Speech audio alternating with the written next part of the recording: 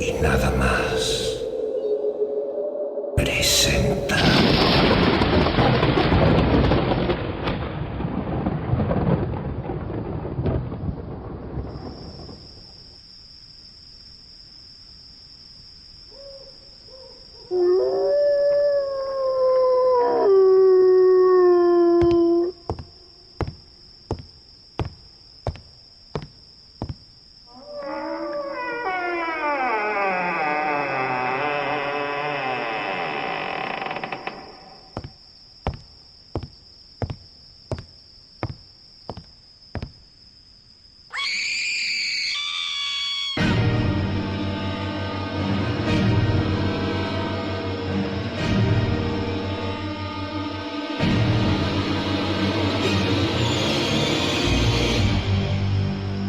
Nuestros horrores favoritos.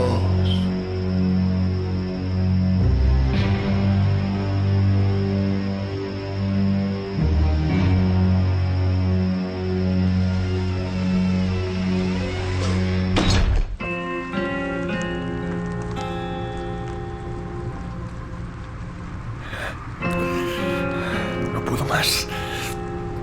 No puedo más. Sergio repetía la frase como un mantra. Las palabras ya carecían de sentido y se refugiaba tan solo en la musicalidad, no en el significado. El talón del pie que mantenía sobre el acelerador se movía compulsivamente mientras intentaba que el movimiento no se reflejase de forma significativa a la punta de los dedos para que el coche no se desplazara dando saltos. El paisaje que rodeaba la estrecha y serpenteante carretera de grava era verde y frondoso, y aunque estaba convencido de que el pueblo aparecería tras cualquier recodo, ya no creía que pudiese esperar lo suficiente, así que detuvo el vehículo y lo situó lo más cerca que pudo del borde de la carretera.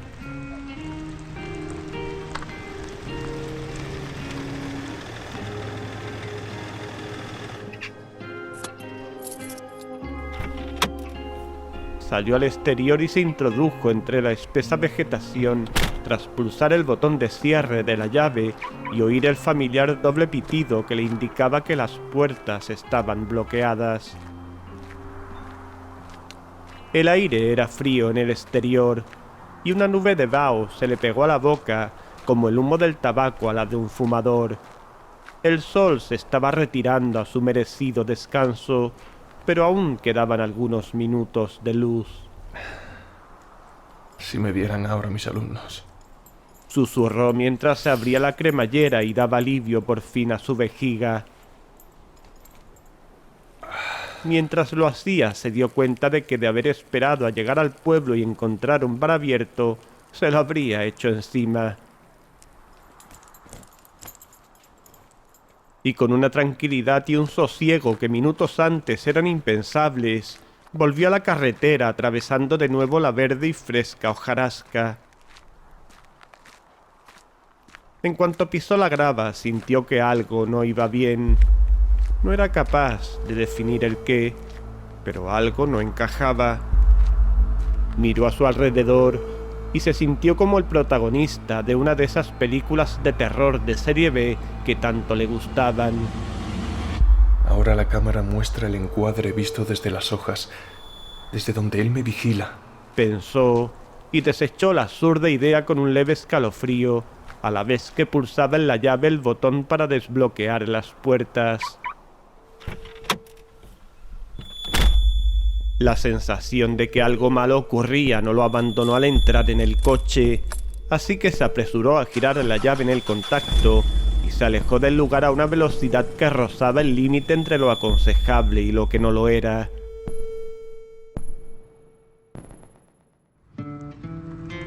Sin la necesidad ya de parar en el pueblo, ignoró el desvío y continuó por el sendero de grava, que poco a poco se fue agrandando hasta unirse a una carretera secundaria.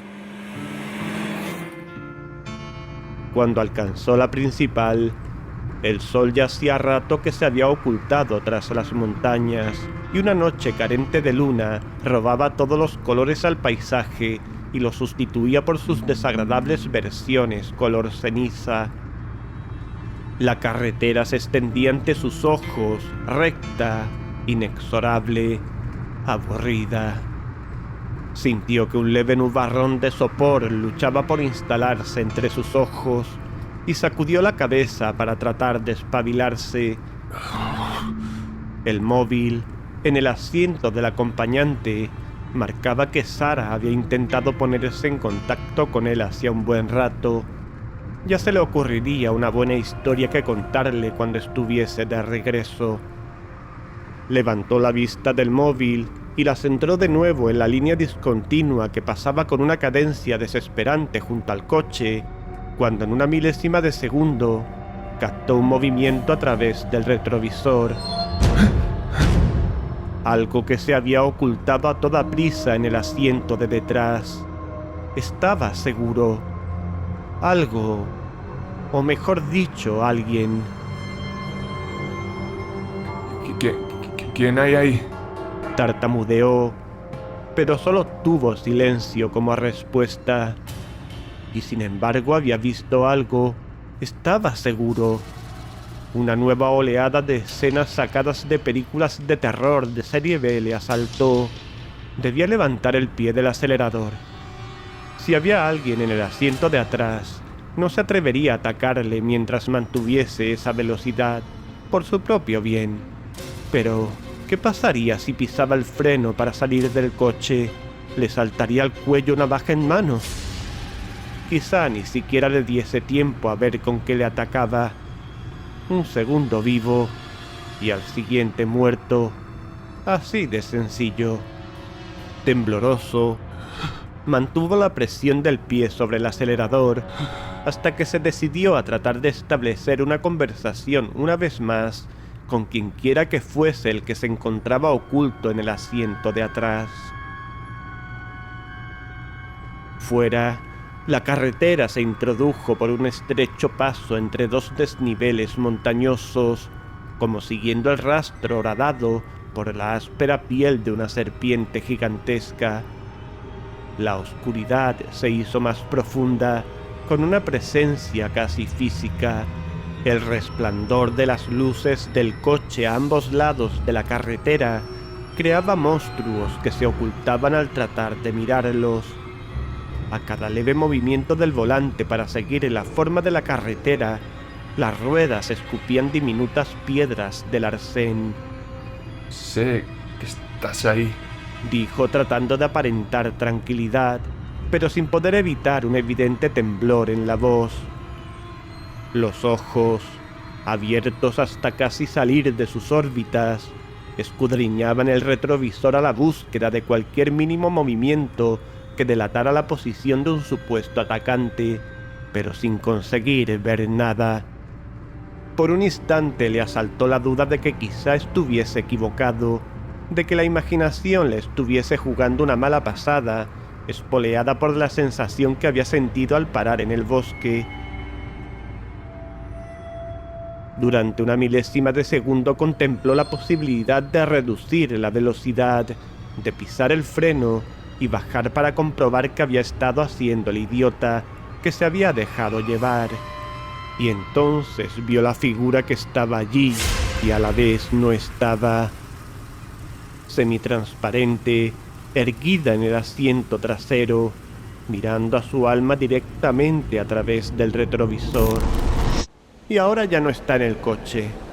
Ni siquiera es ahora. Sus manos no son tan grandes como en la actualidad. Lo sabe porque puede verlas mientras juega con las piedras que encuentra semienterradas en la arena. Sabe que sus padres le han advertido 1.000.000 de veces que no debe ir solo a la playa, pero a pesar de ello lo ha hecho decenas de veces en el pasado y piensa seguir haciéndolo en el futuro, porque aquella playa es el sinónimo de aventura, de gemas ocultas en la tierra, de gaviotas que en realidad son dragones, y cangrejos que surgen de las entrañas mismas de la tierra para enfrentarse a él, para obligarlo a ganarse a pulso el título de héroe. Y entonces volvió, justo a tiempo de evitar que el coche se saliese de la carretera y quedase convertido en un amasijo de hierros contra el tronco de cualquiera de los árboles que crecían en la linde como setas en un bosque húmedo. La figura que se encontraba en el asiento posterior ya no dejaba lugar a dudas de si era real o solo un producto de su imaginación. Una persona menuda, cubierta por una especie de manto rematada por una capucha que le ocultaba la cabeza y buena parte del rostro, del que solo eran visibles unos labios finos, pequeños, azulados. ¿Qué quieres? La figura no contestó, tan solo levantó levemente la cabeza. En el exterior, la noche, más oscura que nunca, engullía al coche que parecía querer escapar, querer zafarse de ella sin conseguirlo. Sin embargo, la sombra que la capucha derramaba sobre el rostro del intruso era 1.000.000 de veces más impenetrable que la oscuridad que reinaba en el exterior. Y a pesar de ello, Sergio sintió como sus ojos, esos ojos que apenas se podían adivinar, se clavaban a través de sus pupilas y le robaban. Sus recuerdos no son así. Él no los recuerda así. Está seguro. Y sin embargo está otra vez en la playa, tan absorbido por el juego que no se da cuenta de que el atardecer está perdiendo la batalla con la luna. Aún clarea, pero la luz que tiñe la arena es cada vez más celeste que naranja. Sus padres ya lo habrán echado de menos, y si es así, le espera una buena regañina.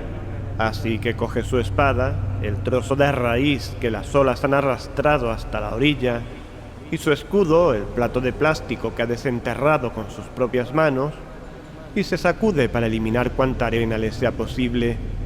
Pero cuando se gira para salir corriendo hacia su casa, volvió a su cuerpo porque la persona, lo que sea que estaba allí tras de él a unos pocos centímetros, se lo permitió. Salió de sus ojos, lo dejó en paz. Tenía apretado el volante con tanta fuerza que sentía los dedos entumecidos y estaba llorando. Había llorado con tanto desconsuelo que 2 gruesos surcos salados le marcaban el camino desde los párpados hasta el mentón. Rogó al cielo para que el ser hubiese desaparecido, pero en su interior sabía que no era así. Veía por el rabillo del ojo su figura recortada contra el retrovisor del interior del coche, a veces traslúcida y a veces no, pero siempre inamovible. Nunca había creído en historias sobrenaturales. Se reía de la chica de la curva y del monstruo de dentro del armario, pero ya no más. Ya no lo haría más, pero con la condición de que se fuera, que desapareciese, que lo dejara en paz seguir su camino, volver a su vida con Sara y olvidarse para siempre de aquel rato, de aquellos minutos,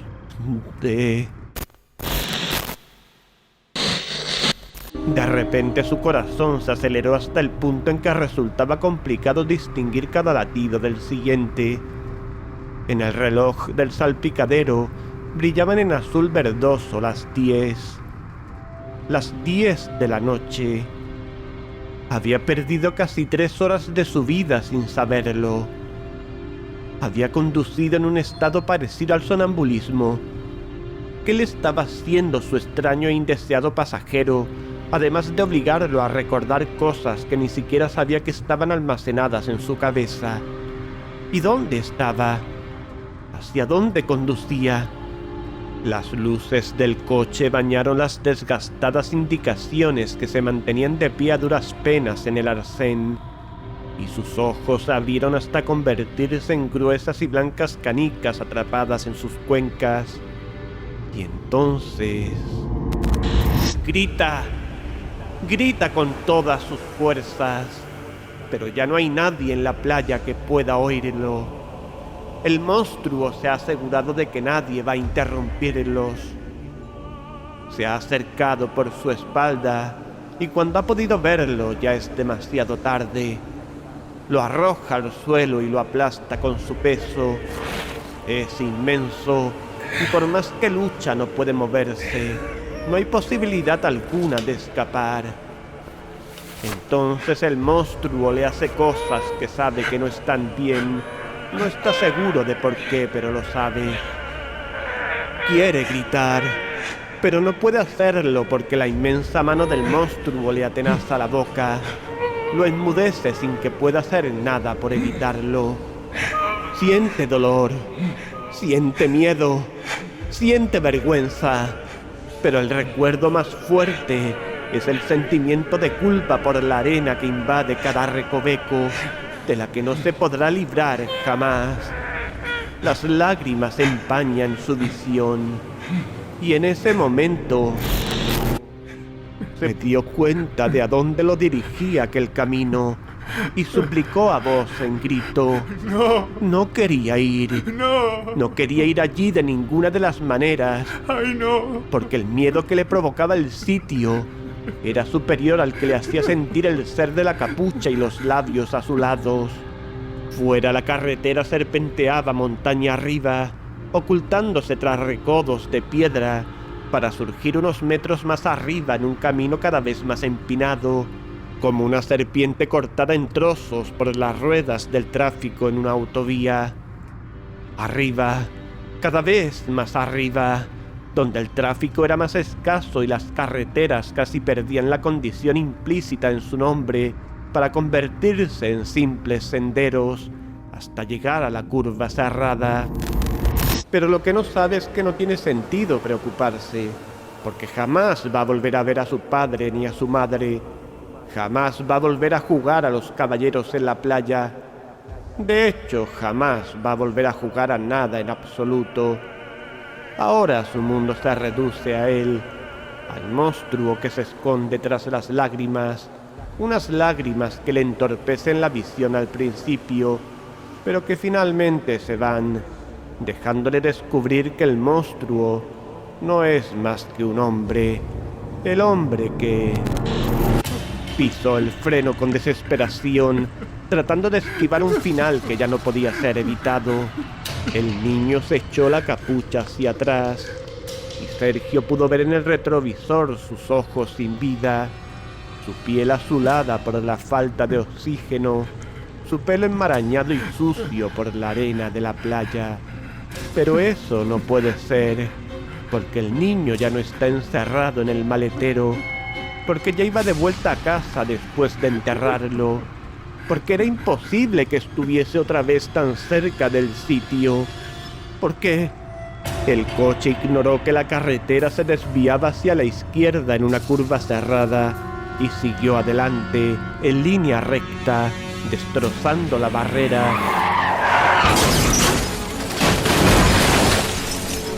Y volando unos metros en caída libre entre las copas de los árboles antes de colisionar contra el suelo. El maletero se abrió con el impacto y la pala salió despedida y se estrelló unos metros más adelante sobre la tierra removida que por efecto de la fuerte colisión había dejado al descubierto una mano pequeña, la mano de un niño. Sergio sobrevivió al accidente, pero cuando recuperó la conciencia no sentía su cuerpo. Era incapaz de realizar ningún movimiento más allá de girar levemente la cabeza.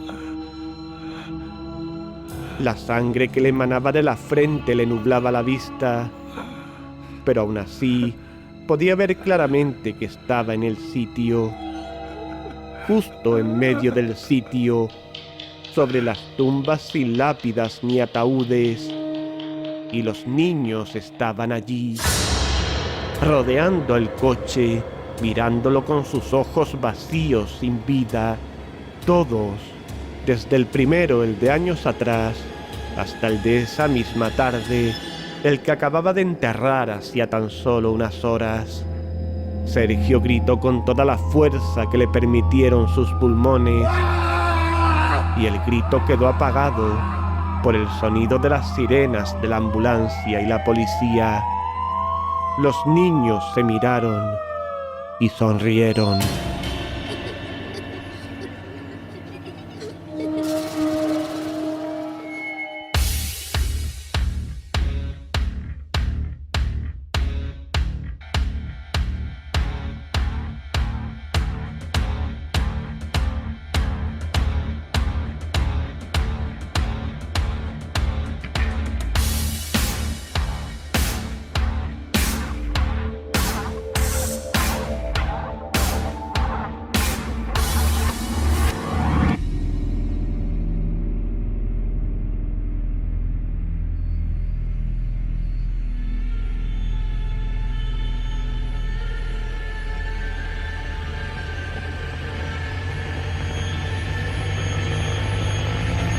Esta noche has escuchado nuestros horrores favoritos. Hoy, con el relato El sitio de Juan José Díaz Tellez. Con Antonio Reverte como narrador, Mariano Bascón como Sergio y Mario Rodríguez como niño. Montaje: Mariano Bascón. ¿Quieres contarnos qué te ha parecido esta audioficción antes de morir? Déjanos ahora tu comentario en iVoox o YouTube y dirígete a nuestras redes sociales, Facebook y Twitter, para compartirla con tus amigos. Terror y nada más.